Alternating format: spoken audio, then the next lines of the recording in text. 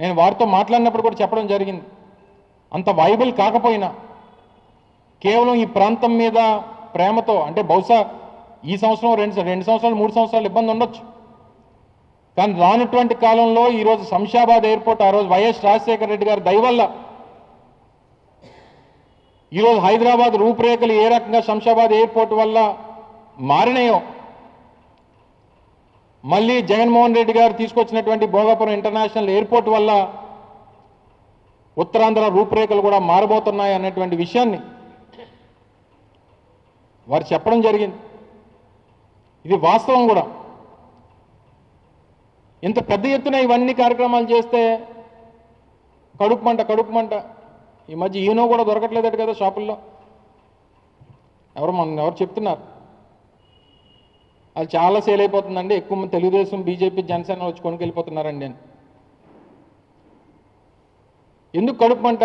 మీరు ఏదైనా సాధించండి. 2 సంవత్సరాలు నాకు తెలిసి ఏదన్నా ఒక ప్రభుత్వం మారిన తర్వాత ఒక 6 నెలల వరకు ఎవరైనా చెప్పుకుంటాం మా కార్యక్రమం వీళ్ళు చెప్పుకుంటున్నారని. 2 సంవత్సరాలు అయిపోయింది, ఇంకా మా కార్యక్రమాలు చెప్పుకుంటే మీరెప్పుడు చేస్తారు? ఇంక మీరు సాధించింది ఏంటి? 2 సంవత్సరాలు ఏం సాధించారు చెప్పండి.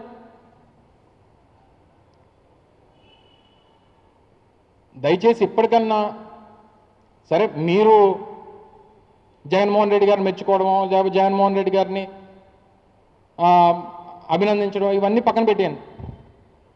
కనీసం వాస్తవాలు, నిజాలు అనేటువంటివి ప్రజలకి చెప్పే క్రమంలో కాస్త సిగ్గుపడమని చెప్పి కోరుతా ఉన్నా.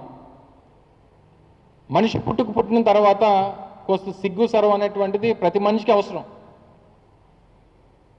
సో ఈ ప్రభుత్వ పెద్దల్ని, ఎవరికో పిల్లలు పుడితేనట ఈడు పారిపోయి హాస్పిటల్కి తండ్రి పేరు రాయించుకున్నాడట.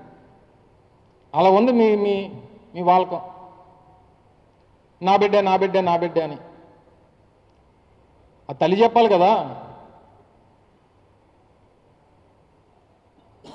సో ఈ పద్ధతి మార్చుకొని కొంచెం కొత్త సంవత్సరం కాబట్టి, పండగ వస్తుంది కాబట్టి మీకున్నటువంటి ఆ సిగ్గులేనితనాన్ని, లేదా మీకున్నటువంటి ఈ మేనేజ్మెంట్ స్కిల్స్ని